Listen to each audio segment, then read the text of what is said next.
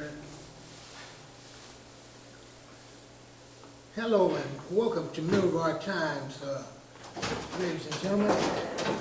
I have in the studio here with me today, but we're not in the studio, we're in the lobby of the African American Art and Culture Complex because our technician is out of town.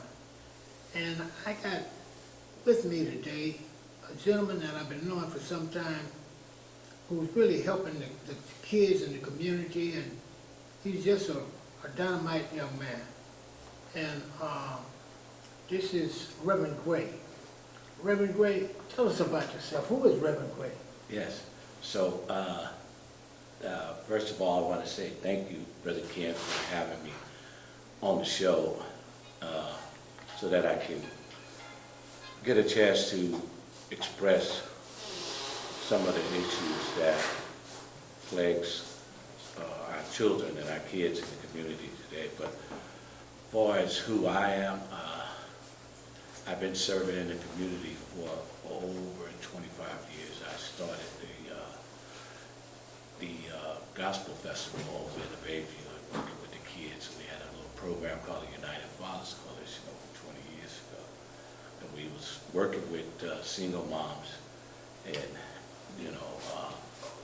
absent fathers from the home. So, I've been doing this for a long time. I just haven't had the opportunity to really expand. Mm-hmm. So I'm back again, and we're working on a new project. Mm-hmm. So tell us, what is Get Informed and Get Fit? What is that all about? So what we're doing is, I'm a part of the APAC, the African American Committee. Can you talk a little louder, please? Yeah, so I'm working with the APAC in Rosa Park Elementary School, where my kids attend the school. So we want to be able to inform the community about some things that we think is very important. We see that the test scores are down with the kids in the elementary school level, and we want to address those issues to be able to conversate and have a conversation around it, because sometimes the parents are not notified until after the kids are having issues, and then with the public schools, we have to get a handle on how to be able to collaborate with the school system without targeting or attacking, or having them think we are attacking them because of what's going on with African American kids in the school system. So yeah, so we want to get a handle on that part, the low test scores, and then on Saturdays we were at Hamilton Park. We got started with the kids coming out to exercise. So we had to start promoting healthy eating and exercise. A lot of kids are going through so much trauma in the home and different stuff like that, where they're not being able to get the nutrition that they need to carry on and the exercise. So we want to address these issues, and I think it's very important, because when we sit at home as parents and we don't get information from the school system beforehand, then when it gets out of control, then they're ready to contact us and talk about, oh, the kid is going through some stuff, and then they want to diagnose the kids with ADHD without giving them some love first. Right. Some of the kids just need a little love, and really nurture them to really understand where they at on their level. You follow what I'm saying? So we could give them more support there. Yeah, so I hear that a lot. The school system, instead of working with finding out about a child, they want to give them some medicine or something. Yeah, yeah. I don't know how it works I don't today either. so much, but I know back in the days, that was how they would get out of certain things. They would diagnose the children with ADHD and different other learning disabilities and not really being able to address the situation, you know. Because like I said, a lot of it stemmed from not getting the love that's needed in the home, you know. And so, like I said, over 25 years ago, we started the United Fathers Coalition, and we went to Brad Hart Elementary School, and we asked the principal, her name was Miss Franklin at the time, and it was over 20-some years ago when they had Holy God. they put this big office building at the bottom of Fitzgerald Street, in the bottom of Double Rock, in the heart of Alice Griffin. And we went in there, we built the program, the United Fathers Coalition, went to the school system, and we asked Ms. Franklin to give us some of the names of some of the kids that was, you know, was troubled and not attending school. A lot of kids were, you know, absent from school. And we went and we contacted the parents and start nurturing them, you know, bring them over to our program, and we would take them out of their habitat, you know, take them up to the snow and different stuff like that, and really shared and showed them love, and then they opened up to us. So I wanted to kind of use that same tactic on this situation, you know, because like I said, my daughters, they attend Rosa Park Elementary School, and you know, I'm really wanting to get involved in this here situation, so I think it's important, you know. It's very important now. Now, a parents that's watching this program, if they wanted to get involved or find out more about it, is there a number or some kind of? Well, right now, we're developing this program, so we're putting the infrastructure together. Okay. And so you know, I just wanted to kind of, you know, take this opportunity to, you know, let people know that we're coming. We hope to be up and running by the first of next year. Well, you know, because we have to get all the statistics, you know, on the test scores, and you know, we don't want to come half-cocked, not knowing what we're talking about. So once we get the information through the school system and get a better relationship with the school system, because like I said, I'm working with the APAC, and you know, hoping that I can develop that relationship with the school system, because APAC have been in the school system for a number of years. APAC, what's APAC? It's African American Council for the you know, African American kids and whatnot. So you know, they you know, they work in the school system, and they sort of troubleshoot on things that's going on in the school system too. So you know, but they having difficulties getting parents to come to the school and be a part of APAC at the Rosa Park right now. A lot of schools have been up and running for a long time, but APAC have just arrived in Rosa Park Elementary School. And so my wife, she's a vice president of the program at Rosa Park. So I'm hoping to be able to get, you know, opportunity to get with them. And, you know, I know they more advanced in what's going on, but I'm coming as a community leader, you know, and not actually in the school system. I want to get parents together so that we can be more effective in the school system, because sometimes, you know, these groups, their hands be tied, you know, they can only say so much or do so much, you know, but I want to be able to get in there and shake it up and tell the truth and just get to the bottom of why these things are occurring like that, you know. So I think, you know, it's a good opportunity for me to, you know, keep on pushing and doing what I do, doing what I've been doing. You know, as a man of God, that's, you know, what we do, you know. Yeah, you've been doing this for how long? Over 25 years. I started out of the Double Rock Baptist Church, and then I got my ministry going down on 3rd and Blue, where we did the Gospel Fest, and we fed men, and we talked to single mothers, and, you know, What was the gospel fest? Oh, the gospel festival, What was it? What was it about? Oh, so the gospel festival was just part of my ministry on Third and Palooza. So I had that building where the old school cafe is now. So we were in that building, we would bring men in and sit down and have talks about issues that they might have been going through, whether it was drugs or financial issues where they couldn't really, support their family in a way that, the average family should be supported. So we kind of just sat and brainstormed with them, and we cried, really, so the gospel festival was a way for us to raise money for the project, for the program, because we wasn't funded by the city,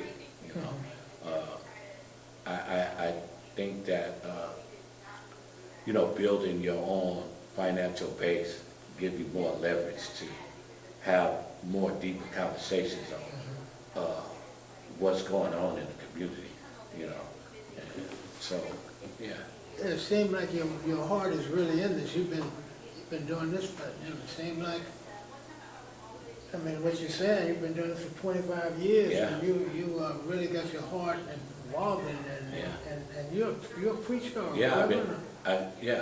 I'm associate minister at the St. Andrews Baptist Church at this point, but I'm looking on building my own ministry. We talked about getting an office space over there so that we can build a community leadership where we can be able to reach out to the community, where we could get more people in the church. A lot of these churches are empty, Go around these big churches, there's no 17 to 25-year-old males in the church, You only have the young kids that the grandmother's dragging to church, So I think that's an issue, that's another issue. And it's hard to, work. Don't want to say against the church, because, I know they're working in good faith. But sometimes when you look at the situation, you have to kind of scratch your head and say, why these churches are not, cultivating, And so I want to start my own non-denomination church where, like I said, some of these churches, they have guidelines that they go through, the Baptists, the Pentecost, the Methodists. They have a covenant where they go by this, And I don't just be honest with you, I call it the old slave mentality ministry, And I'm sorry if, anybody get offended, but, I'm not apologetic for nothing I say or do, because I want to see something happen, But I'm not here to attack nobody, Right. So, I just want to bring good energy and information to the community. That's what I'm all about. So, community people watching this program, what can they do? What can, if somebody wanted to help out or wanted to? You could reach me by email.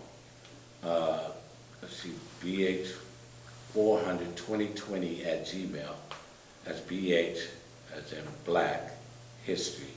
bh4002020@gmail. It's Reverend Charles Grays, and I have a lot of things that I'm ready to share with the community and willing to share with the community. But I want to make sure that we get on a level that we can have these conversations. I'm not ready to argue and fight about certain, things, because as we've been in meetings before, Ken, and we talked about issues that plague the community, and it turns up into a big old squabble and argument and stuff like that. That's why the mayor came out, and he came out. Instead of saying a town hall meeting, he called it an open house. I brought all these agencies here, as an open house. So that was to shut everybody up where nobody could really have a conversation with him about. I think it was Amos Brown who said, well, moving forward, what are we gonna do with the Dreamkeepers money? He never answered it. He said, that's why I got these agencies here. You know, so what did that mean? You know, what did that mean?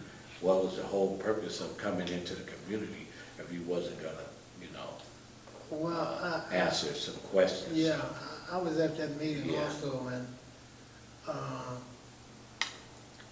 I talked to a few of the heads about the department heads about doing something with the Fillmore Heritage Center. Correct. You know, the signs out there. But anyway, let's get back to Yeah, you. yeah. So I wanna leave you with, Wait, let me Yeah. ask you about, okay, you had talked about, which really made a lot of sense to me, and that's cannabis. yeah, The use of cannabis, because it's changing these young folks' minds, I think. It's really, because they're too young to be even smoking it. correct. And tell me about what are you doing about this So, cannabis? you know, when it comes to cannabis, you know, we have a touchy situation because there's a lot of revenues being made off of cannabis, you know. And so I sat down with one of the leading agents in the health department and the president on the mayor's office of cannabis. And what I brought to them was the studies that you see on the websites at UCLA and all these big universities talk about the effect that cannabis have on the brain of an adolescent child. Right. Right? And so they was in agreement with me that there should be more information out there about early cannabis use. So, you know, I'm gonna get back with these guys. I was working with Dr. Walker out at the church, and then, you know, we met a few times and we met up in a couple of things. But, you know, I think for the most of all is that the message around early cannabis use is a serious situation that we have to deal with, you know, because I think when you look at these studies, which, like I said, it was proven by the health department when I addressed it, and the cannabis, the mayor's office of cannabis, Brother Jeremy, he seconded it, and we had a discussion on it, and I think, you know, moving forward, it's a conversation that needs to be had, because Right. here's the thing. People don't understand and don't know that cannabis is a Schedule I drug. It's a drug. Cannabis clubs opened up by convincing the legislators in the Senate that the cannabis is needed medically, right? You follow me? Right. So the cannabis is needed medically, so they were able to open up these cannabis clubs as medical marijuanas because it was listed on the CDC list. You had heroin, you had cocaine, methamphetamine, marijuana. It was number 4 on the CDC list. I don't know where it's at now.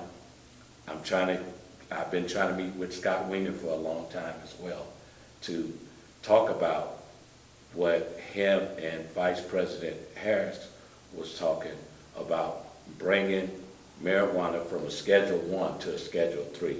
That means you could buy it at the gas station, 7-Elevens, wherever, you know, because they're bringing it down to like a Tylenol. It would no longer be a Schedule I drug. It would be like a Tylenol where, you know, and I thought I was outraged by it personally. That's ridiculous. I was really outraged by it. That's But ridiculous. 'Cause being by myself, it's hard to, you know, get the word or the message. I had a meeting with Scott Winger. He pulled out on me one time. I saw him at the Martin Luther King march last year, and Gina Foreman was there, we was there taking pictures and stuff, and I said, you know, this guy, I told her, this guy ducked out on me. She said, no, don't say that, Reverend Grace. I said, okay. Don't say that. Because I'm not apologetic for nothing right. that I say when it comes to my family, my kids. Right. You know what I'm saying? So, you know, I want to be able to open that up, and it's going to go along with the Get Informed, Get Fit project, where we're going to do some research, and I'm going to get back. Been working on the marijuana project for over 10 years. Yeah, I took it to a lot of ministers. I was at the big breakfast with over 25 ministers in the West Bay, and I came in there, I had literature. I literally bumped Reverend Brown off the mic so I could get up and speak, you know, because they were talking about the closing down of the juvenile hall, you know. I said, no, they're going to open up a massive warehouses to store a lot of these young people. Right, you know, if we don't get to the bottom of it and allow these kids to understand that marijuana is a drug. It's a drug. And it's getting no worse doubt about it, because when I was coming up, man, we smoked marijuana, but it had seeds in it. Yeah, it wasn't, and that was another seeds. thing, yeah. Now they didn't fool Yeah. around with the plants and Yeah. made them more potent. Yeah, More But that potent, was- and they don't have no yeah. seeds. yes, So the marijuana is becoming man-made. I mean, yes, yes. it's being It's- changed, so it's not It's natural anymore. chemically made now. The So chemists. parents, listen, Yeah. the parents out there Yeah. watching this program, Yeah, you know, you might think that a little marijuana is not gonna do it. No, don't let your kids, Yeah. or talk to your kids about, you know, not doing that, because it's really changing their mindset. I mean, it's yeah, but it's, chemically. you know, here's the it's thing, not kid, good. it's up to us in the community to get the information, because when you don't know what you're dealing with, then you know, it's just a free-for-all. So I'll go back to this. So they trying to bring it down to a Schedule 3 to say it's, you know, just like a Tylenol or whatever. So when I said that the cannabis clubs were open on the pretense that this is a medical marijuana, it's for people with cancer, glaucoma, and stuff like that, you know. So if I had a bad backache and I'm on oxycodone, that means that my kid get the oxycodones too, you know what I'm saying? Right. So we looking at the same thing, it's a drug. And so therefore, when they turned around and they said, okay, you didn't no longer need a medical card from your doctor saying that you're prescribed to use cannabis, we're opening it up for recreational. So they call it recreational marijuana now, you know, and even with, you know, with saying recreational, you know, we have to really, you know, pay attention to where, you know, this thing have gone, you know.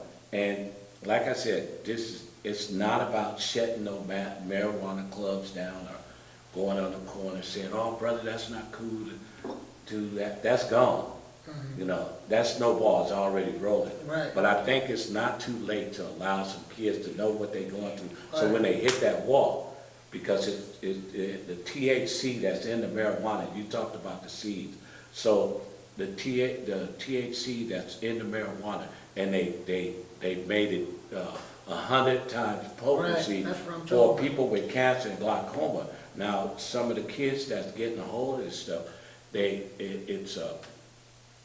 it's this thing called a euphoria that's in THC, you know. And I'm not no highly educated brother, but at the same time, I understand what it means and what it is that, yeah, it takes your mind into a whole nother, Right. you know, it makes you think that you go into, so you could imagine some of the kids, because, you know, I smoked too back in the days on Hippie Hill, you know what I'm saying? And then all the way up into the 70s, and then I got burned out from it, you know? So there's a lot of people that get burned out from it. I had a son, that's all he did, all through high school, on to college, and then he finally came to me, he said, Dad, I had enough, I gotta stop, you know? I can't even do a lot of things that I need to do. It's hindering my situation for. I said, well, I told you that that's what it does to the brain.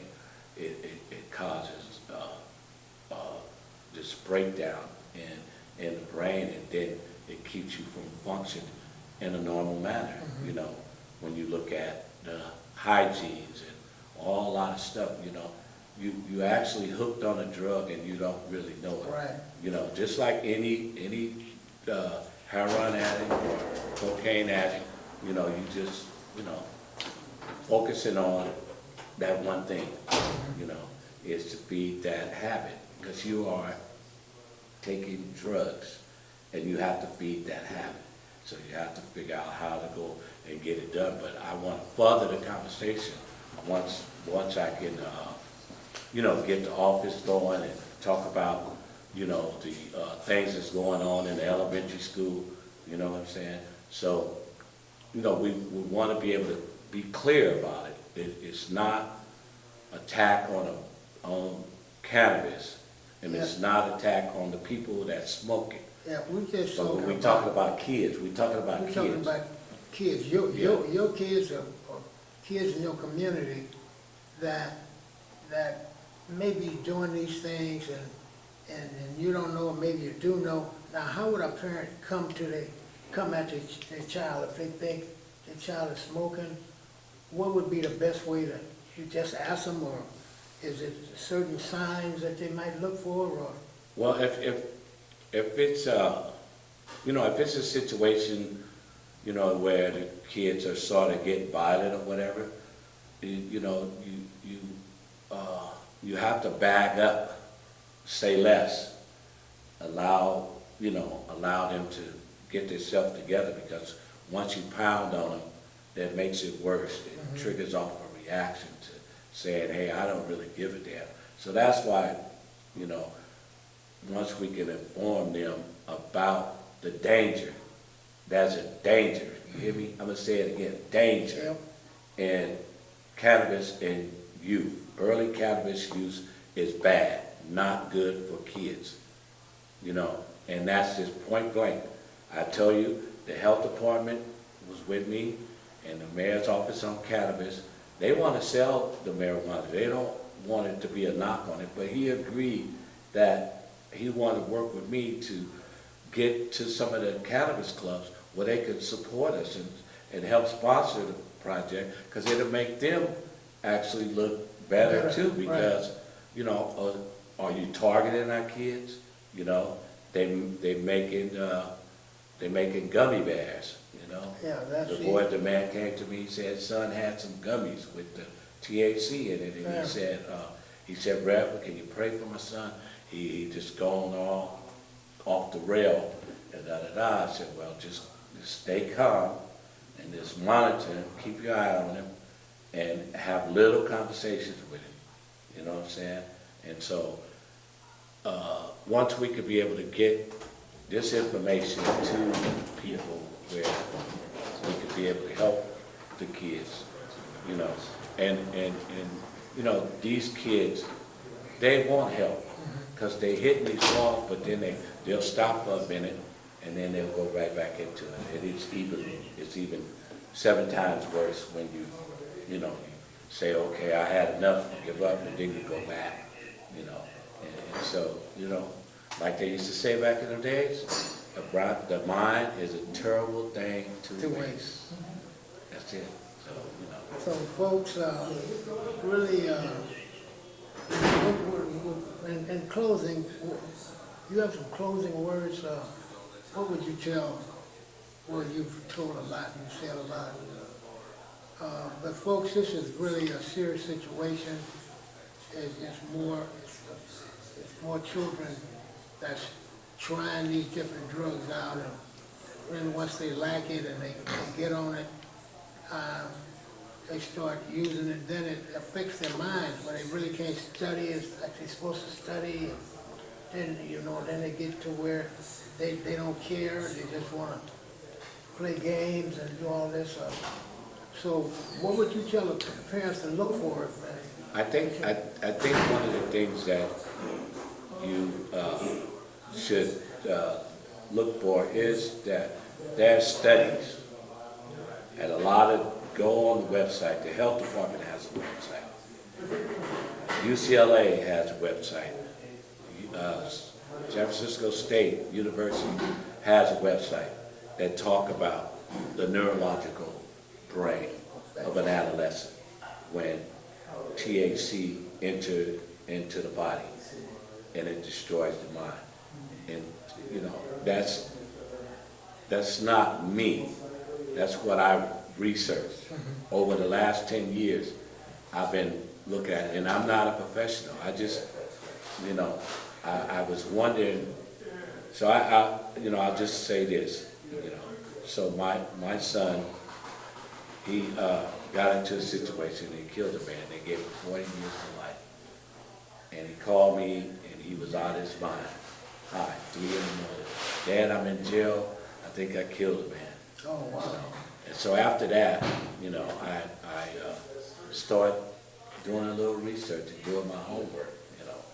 And, you know, it wasn't only marijuana that he was on a whole bunch of other stuff too. So, but that marijuana leads was, marijuana leads to yeah, it. well, they always said it was a gateway drug to bigger things and bigger drugs. But like I said, the thing about it is that we have to educate ourselves. Number one, don't take it from Rev Gray. Look on the websites, the health department websites. UCLA has a website. There's websites that talk about the effects that marijuana have on young people. Early cannabis use, no good. We have to figure out a way to get a friendly dialogue. You know, like I said, it's not about shit. The cannabis is rolling. It's gonna make money, you know.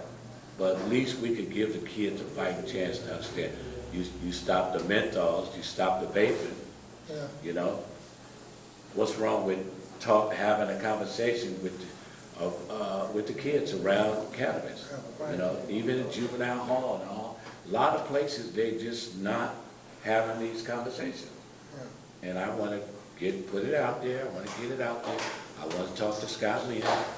Whenever you get a chance, I'll send you another email, and I'll be able to sit down with you, because I want to hear your point of view on why would you think that marijuana should be brought down from it. If it haven't already been, I'm going to check that again, because they might already pass that law. I know they was having a hard time. It wasn't going through, because I was talking with Jeremy at the Mayor's Office on Cannabis. What a nice guy, and then Dr. Hom at the Health Department. I'm coming back to have these conversations with you guys. You know, I'm hoping, you know, maybe I can get back and talk with Dr. Walker and be able to go over there and, you know, use the church. And you said that you were really tight with Dr. Walker. Maybe we could go over there together. We'll do a show over there at the church. If you ask them, could we come in and have a conversation around the conversation that me and him had with these two professionals, you know, on this situation. So I just want, I'm gonna leave it right there, and I think, well, thank you so much, man. Yeah. Thanks for coming in. Look like our time has ran away. So in closing, people get involved with your children's lives, especially if you think that you're fooling around with this marijuana. Because it's for their good, it's for your good, it's for your family's good. Because you don't want to see a child wind up, you know, going from one drug to another drug to another drug. So well, we gotta have you back, man. We gotta. Yeah. Maybe our next program will be talking with. Yeah, for sure, because I'm working with my guy right now to put the podcast together, so we you know, have these discussions, get informed and get fit. That's our motto. That's what we want to work with. with the kids. We're starting in the Rosa Park Elementary School, and we're going over there tonight. They have Dad's Read back to school night tonight with the APAC. They're having a Dad's Read back to school night tonight. But we got to get deeper into this thing other than just, you know, having our kids read some of these books that, you know, don't hold no value in life, you know. And we gotta put it out there. I'm sorry. And that's where I'm going tonight. I'm not going to sit down and read them. I want to go and actually talk to the people that's putting this thing on. So I'll be over at Rosa Park at 6 o'clock. You guys look for me. I'll be there. Sure. So, If you ain't doing that, come on by. Sure. all right, thank you so All much right. for coming. Thank you, Ken. Appreciate it, brother. Okay, great.